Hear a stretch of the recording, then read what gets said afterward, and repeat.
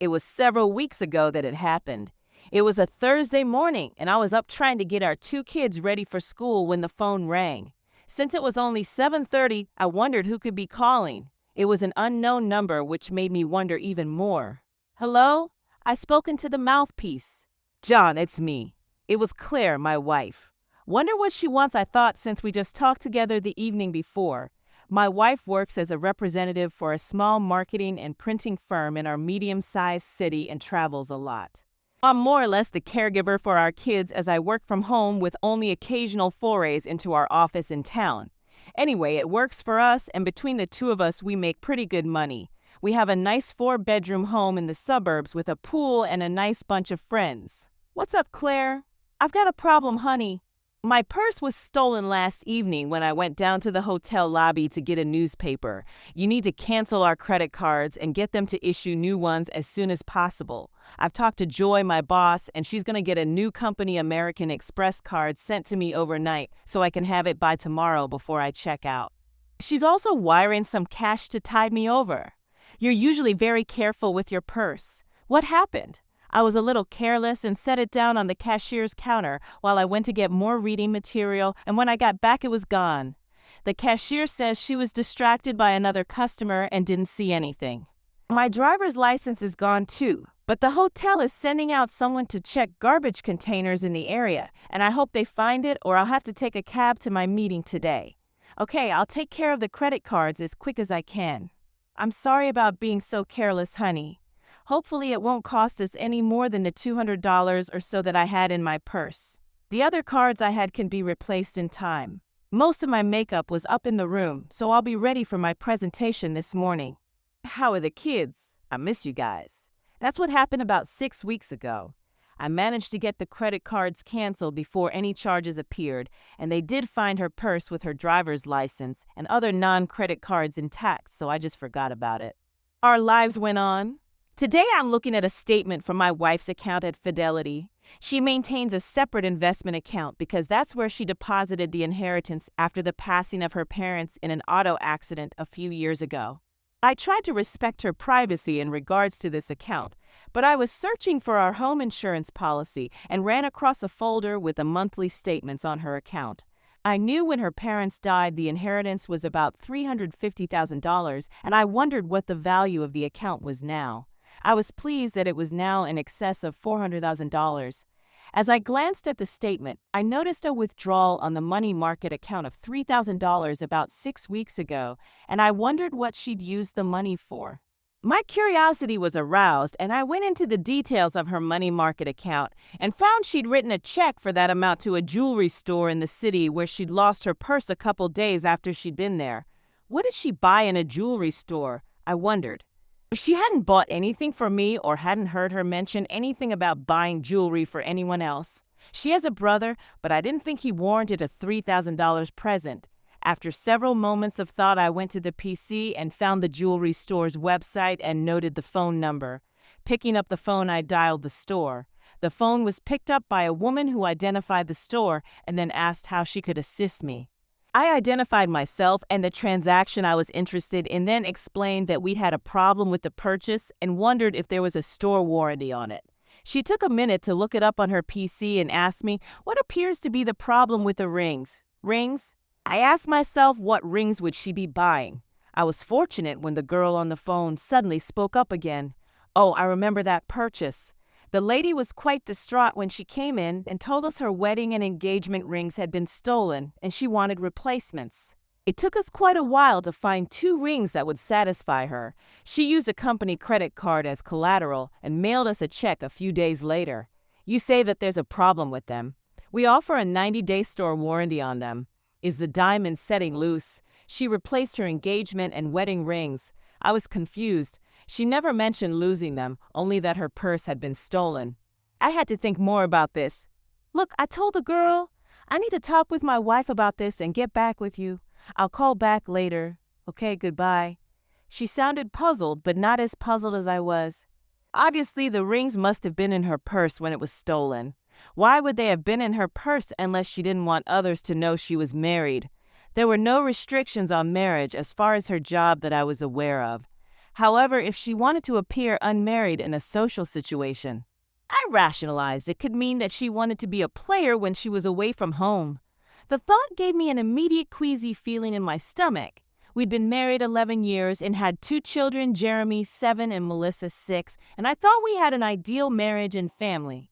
Our love life was good, or so I thought. Why would she go looking for sex outside our marriage? She usually traveled once a month and was away 2 or 3 nights at a distant city, so if she wanted to play, she would feel safe doing it then. The loss of her rings must have really scared her, and she decided to replace them with some as close as possible to the originals. I bought them when I wasn't making as much money, and they weren't fancy, so it wouldn't have been terribly expensive to purchase a good likeness of them. She could have filed a claim with our insurance company, but I would have most likely found out about it. If she did have her purse stolen in the hotel, she must have reported it. I wondered what she told them about the loss. I found the number of the hotel and gave them a call. I asked them if they had a record of my wife's purse being stolen. When they indicated they did have a written record of the incident, I asked if they could email me a copy. Within a few minutes, I had a copy. The report was made and signed by Claire. In it, she described how her purse had been stolen while she was dancing in the lounge. She'd left the purse in the booth where she'd been sitting, and it was gone when she got back to her seat. The hotel had noted that Claire had not wanted the police involved. My thoughts were going wild with the implications of what I'd discovered. She had lied to me by omission by not telling me about her rings being stolen, and had lied when she told me it had been stolen in the gift shop. Maybe there was some other explanation for this, but I couldn't picture a different scenario than the ugly thoughts that were going around in my head. I knew I'd have to find out what the loss of those rings meant, or it would drive me crazy wondering, but it was becoming obvious the rings were in her purse while she was dancing with some unknown male. She'd been on a trip since then a couple of weeks ago, and was due to go on another trip in a couple of days, and I needed to get a little more information on the itinerary for her next trip. I wanted to find out what she did in the evenings when she was away from home. If she had been being intimate with other men, maybe the loss of her rings was enough to scare her from doing anything more. I knew if I found out she'd been unfaithful to me, it would probably be the end of our marriage, although the impact on the kids was something I didn't want to think about.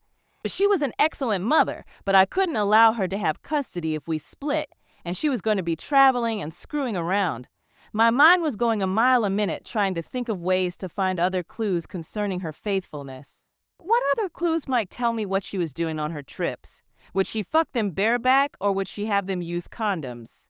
I would bet she had them use condoms, as she wouldn't chance bringing something home or getting pregnant.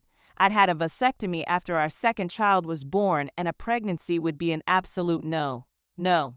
She couldn't trust the man to bring condoms, so she must carry her own supply. Where would she keep them? She wouldn't keep them at home or in her car, so she would have to keep them in her office at work. They would probably be with her when she left for her business trips. She always carried her business papers, laptop, and presentation materials in a large briefcase that she kept at her office. However, if she were leaving on an early morning flight, she would bring the bag home the evening before and then take it and her suitcase to the airport. That was the key. I had to find an opportunity to search that briefcase before she left. I hoped her next trip required an early morning flight. I decided I would have to be calm about this, so I didn't alert her that there was something wrong. I need not have worried, because once the kids got home from school, I was too busy to worry. But the possibility that she was cheating on me remained in the back of my mind. When Claire got home from work, I was involved in a minor accident. While preparing dinner, as a dish of beans had slipped out of my hands and fallen to the floor, my usual calm was involved in cleaning up the mess, and with the kids running around, I looked a little frazzled, so I don't suppose she noticed anything odd in my demeanor. After things had calmed down and the mess cleaned up, I welcomed her with a kiss on the cheek, as I usually did, and we sat down to eat. We usually chatted about our day as we ate, so I didn't think it would be unusual to ask about her upcoming trip. Are you off again in a couple of days? Oh, yes. It's pretty much the same thing again. I'm not looking forward to it. If you don't like it, why don't you apply for a different position? You've been with them long enough and know enough about the company, you could fit in just about anywhere. I've thought about it, but I want to stick it out a little longer before settling down to a desk job. I decided to prick her conscience a little. The kids and I miss you very much when you're gone. I know, and I'm sorry about that. I miss you too. So where are you going this time, and do you leave in the morning so we can get together before you leave? I leered at her, mindful that the kids were listening. I thought I was doing a good job of acting as though things were normal, although I was having a hard time eating with my stomach in turmoil. She obviously thought things were normal because she responded in kind. I wondered if her stomach was giving her problems, but she seemed to be eating without difficulty. Maybe I was wrong about her, but if I could search her case, I'd have a better feel for her fidelity. I'm only going to Denton, so I'll be leaving in the morning on a 7:30 flight, and I'll need something to tide me over till I get back on Friday. She winked back at me. That's good. I winked back, trying to act normal, and she blushed. That meant she'd be bringing the case home with her the evening before she left and wouldn't be going into work before she left for the airport. Her blasé attitude about her trip in front of our kids and myself would seem to indicate she wasn't playing around when she was away, or she had grown accustomed to cheating. The briefcase would tell the story, I hoped. The evening before Claire left on her trip, she arrived home in good spirits and put her car next to mine in the garage as usual. She seemed to be excited about something, and I wondered if it was in anticipation of sex with me or with someone else. She didn't bring her briefcase in with her, so I assumed it was out in her car. I had been working on getting dinner, and as we sat down to eat, she asked me if I would get her suitcase out of the garage when we finished eating. Sure. Do you have everything you're going to need? Oh yes, it's just the usual trip. I have my briefcase in the car ready to go, and I'll just pack my bag with the usual things I need for a couple of nights away. Do you have anything planned while I'm away? No, the kids and I will just do our thing as we always do during the week. Maybe we could do something together as a family this weekend. That sounds good. I'll be looking forward to it. After dinner, she helped me clean up the table and the kitchen, then fill the dishwasher. After turning it on, she went to the bedroom to pack, and I headed to the garage to get her suitcase. While in the garage, I looked in her car, but didn't see her briefcase, so I assumed she had it locked in her trunk. I'd anticipated this and had an idea to access it during the evening. Going back to the bedroom with her suitcase, I asked, "Where are the keys to your car? You have a tire that's low and probably has a slow leak. If I get it down to the gas station, I can gird Jerry to fix it right away." She looked flustered for a minute and then reached for her purse. As she was handing me her key, she asked, "Can't you just put the spare on? That's just for emergencies." "We have time to fix it, so I think that's what we should do," I told her as I headed back to the garage before she had a chance to think. Quickly backing her car out of the garage, I headed down to the corner gas station that my high school buddy Jerry owned. Pulling into the front of one of his bays, I honked the horn, and he saw me and opened the door, allowing me to drive in and close it behind me. "What's up, man? I'm supposed to be here getting a tire fixed, but I needed the time to check something else. Problems at home, bud?" "Maybe," I told him as I opened the trunk and removed Claire's briefcase. Setting it on a workbench, I used the key on her ring to open it. "Well, I've got a customer, so have fun," Jerry told me as he headed back into the small convenience store he ran with his station. I very carefully began to search the case as I didn't want to disturb anything unnecessarily. Checking some pockets in the lid, my fingers found a package that I withdrew. My heart sank when I saw the open package of condoms. There were about 3 missing. My worst suspicions were confirmed. I put the package back where I found it and closed and locked her case. Putting the case back in the trunk, I closed it and turned as Jerry came back. "Did you find what you were looking for?" "I'm afraid so. Can you let me hang here a little? Maybe you can check the air in her tires just so I can tell her I fixed the problem." "Okay, can do." He just looked at me funny but kept his mouth shut. He was a real friend. After his check, I backed out of the bay and pulled up to the gas pumps and filled the tank. No telling when I would ever do that again. I thanked Jerry for his hospitality and headed home. My thoughts were very dark, and I was on the verge of hyperventilating when I pulled back into our garage. I was feeling rage and frustration that she would do that to me, the kids, and our marriage. My thoughts then began to play on my next step. I would need to get final proof of her adulterous, immoral behavior to assure I would have custody of our kids. She was a good mother, and kids needed a mother, and I would allow visitations, but my goal was to have full legal custody. She would have to explain to her brother and friends why we divorced. Entering the house, I hollered back to the bedroom, "You're all set." It was just a small nail. "Okay, thanks." I couldn't face her yet, so I went into the kitchen and got a beer, then went into the family room with the kids who were watching TV. About half an hour later, Claire came into the room and sat beside me on the couch. By then, I had a chance to cool down, although I felt really sad that this once happy family would soon be history. Claire slid over and snuggled up to me. "You ready for tonight, stud?" she whispered in my ear. I took a swallow of my beer before answering. "I think so, but my stomach is acting up." "Oh, that's too bad, honey," she told me as she snuggled closer. I automatically put my arm around her shoulders and was somehow feeling some affection for her. I wondered why she did it. Was it for the excitement, or did she just needed more sex than I could give her? Maybe I'll never know. All I knew was that my trust in her was gone. We both put the kids to bed, and I looked at her as she kissed our two little angels goodnight. She'd be gone by the time they got up in the morning, but they weren't concerned because she traveled so much. "Is your stomach still bothering you, honey?" "Yes, but I'll survive." "Do you really have to go on this trip?" I asked, hoping that she would prioritize our love and our marriage. Maybe I was hoping it was all a nightmare and would all go away if she would stay home with us. "I'm sorry, honey. This one is a must, and I'll try to break away and get home as soon as I can. I'm really looking forward to this weekend with you guys." "Okay, honey," I said with a sigh. "Better get some sleep. You have to get up early to catch that plane." "I'm going to have a quick shower first, then I won't have to do it in the morning." "Okay?" While she was in the shower, I went over and looked in her suitcase to see what she packed. Most of the clothing on top was business-oriented, but underneath I found a stash of some of her filmiest lingerie and the little black cocktail dress that I found so sexy. It looked like she was going to be a busy girl while she was away. Carefully rearranging the suitcase as I found it, I closed the lid and got back into bed. I didn't sleep too well that night, and when I heard Claire get up about 5 a.m., I didn't get out of bed to say goodbye as I usually did. I knew I felt tired and sad at the same time. I knew the rage would begin to build later. "Still not feeling well, sweetheart?" she asked as she kissed me goodbye on the cheek as I lay there. After I heard the garage door close as she left, I got up and went into the shower. I was going to have a busy day. After getting the kids off to school and having my breakfast, I got out the phone book and looked through the yellow pages for a private investigator service, specifically one that had affiliates around the country.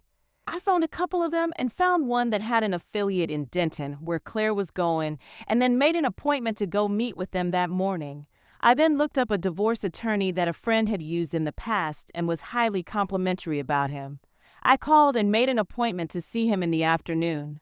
When I got to the Pye's office, I arranged to have Claire watched in the evening she was gone and to get what pictures they could and a report of her activities after her business was finished for the day. I'd brought along a picture of Claire and her itinerary so they wouldn't have trouble of locating and identifying her. They said they would email the information to the office in Denton and have a report back to me by Monday morning. I told them that would be fine and placed a hefty advance with them for their services. They warned me that they would probably not be able to get pictures of them actually having intercourse, but they would try to provide as many incriminating pictures as possible. I told them I'd be satisfied with that. The afternoon appointment with the lawyer was as I'd hoped. He told me that we were in a no-fault state as far as divorce was concerned, but that since I was the primary caregiver for our children, I would most likely be given custody, but I would have to face up that Claire would be granted generous visiting times. We would split assets 50-50 THS, but no alimony since our incomes were approximately equal. With me granted custody, Claire would have to provide child support. Regarding the inheritance that Claire had received, she would retain all of that, which I didn't care about. Our kids were my primary concern. I told him to go ahead and prepare the paperwork and have it ready to serve on her by Monday based on irreconcilable differences, but I asked for a stipulation that Claire must move from our house immediately after being served. The lawyer said I would be within my rights as custodian of the children to ask for that. When the children turned 18, the house would be sold and we would share the selling price. I left the lawyer's office feeling satisfied that life would go on for me and the kids and that Claire would reap the punishment she deserved for her infidelity. I didn't do anything with our finances, insurance, or will right away. I felt there would be time after she was served. With her inheritance, I didn't think she had to worry about her share of our savings. It was almost time for the kids to get out of school, so I headed home to be there for them when the bus stopped. When she got back Friday afternoon, I offered to do her laundry for her, but she thanked me and said she'd take care of it later. I just smiled to myself, thinking what a rotter I was to be teasing her like that. I knew why she wanted to do her own laundry.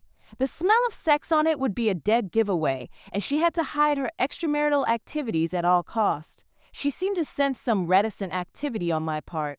Is your stomach still bothering you, honey? Maybe you ought to see a doctor. It's been going on too long now.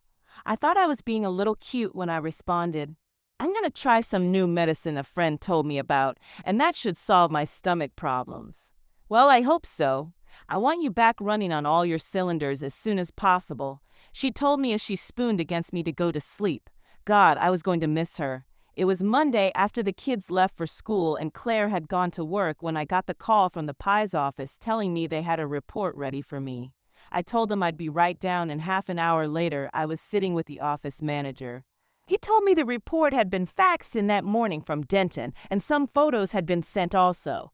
He told me he hadn't had time to read it all, but what he had gotten from scanning it and looking at the pictures seemed to be damning.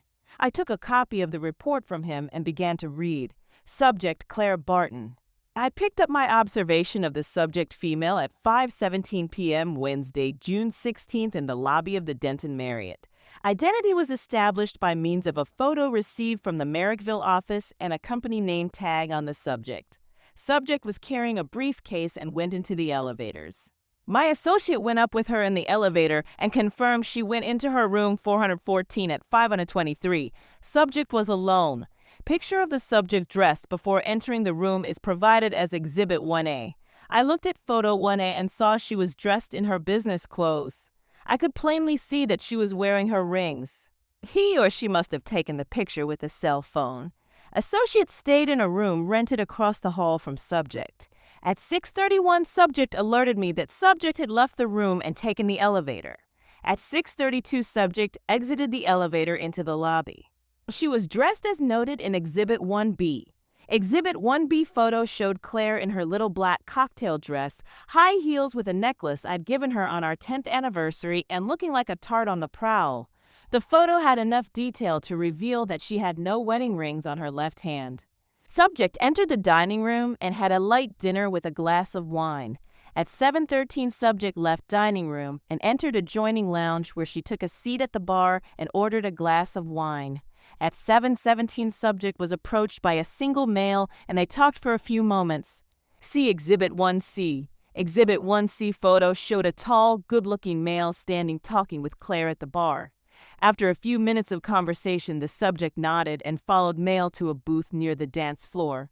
Subject spent 1 hour and 43 minutes with male in the booth. Danced 6 times with male and intimacies occurred. See Exhibit 1D. Exhibit 1D photo showed Claire and the male in Exhibit 1C seated in the booth in a tight embrace kissing. Her short dress was pulled up her thighs and his hand appeared to be underneath. At 8:51, subject and male left lounge, took elevator up to subject's floor and entered subject's room for $114. See Exhibit 1E. Exhibit 1E showed Claire and the male from the lounge entering her room. She looked a little tipsy but very happy. At 11:13, male left subject's room and departed the building. Of male's car is registered to Alexander B. Tate, 24 and 24 Azalea Drive, Denton. Male is married and has 2 infant children. I glanced through the rest of the story and the report indicated that she repeated her activities the next night with a different man. It was signed by the investigator in Denton. My wife was a slut when she traveled away from home. There was no way I could tolerate what she was doing. Even the loss of her rings hadn't scared her enough to stop. After paying the pie the balance of my bill, I thanked him and left. I took 2 extra copies of the report, all on CD with me, and drove straight home. At home, I immediately called the divorce lawyer and asked him where he stood on the divorce paper.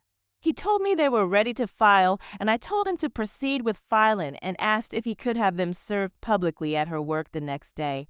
He said that it wouldn't be a problem, and I provided him with her work address. I wanted to hurt and humiliate her, and having her served at work would go a long way to give me some revenge for what she'd been doing. That night we didn't talk. I think she knew something was wrong and maybe realized I knew something, but was afraid to voice her concerns other than to say she hoped I'd be better soon. Oddly, she seemed a little reticent in her own right, but I let it pass without comment. In the morning, I was up early as I hadn't slept too well during the night. I worked at my computer until I heard the kids stirring, and then I went and started breakfast. After breakfast, I saw her off to work, and she came to me for a hug and a kiss before leaving for work. I gave her a half-hearted hug before urging her out the door. I think at that instant she knew. There were tears in her eyes as I closed the door behind her, and she whispered, "I love you." I felt a great sadness overcome me as she left and wanted to cry myself, but the kids needed organizing so I could get them ready for the school bus. The call came at about 10:45. Caller ID said it was Claire's workplace, and I picked up the phone without acknowledging the call.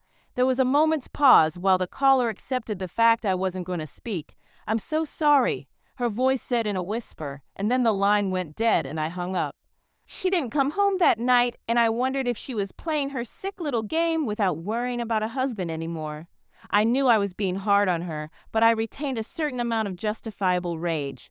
The kids wondered where Mommy was, but I took them out to Mickey D's for dinner, and by the time we got home, they were very tired and ready for bed.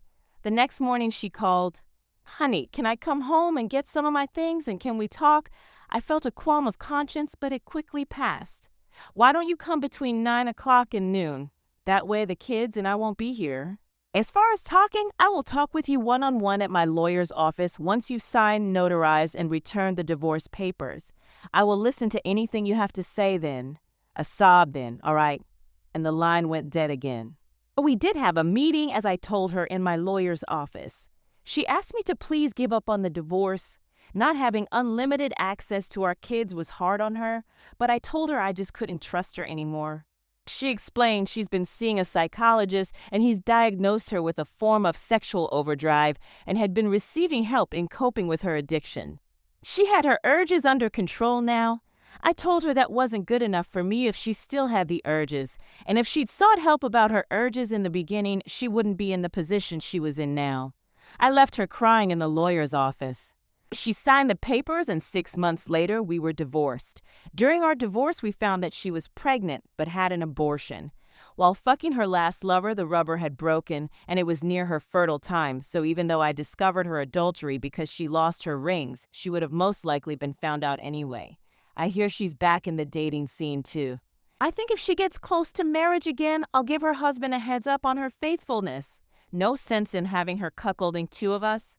I'm dating again, and I think I've found a woman that I like and I think I could easily fall in love with. She's my age and a divorcee. Caught her husband cheating and wouldn't put up with it. My kind of woman. A big plus for her is that the kids like her too. I suppose it's only a matter of time until I pop the question.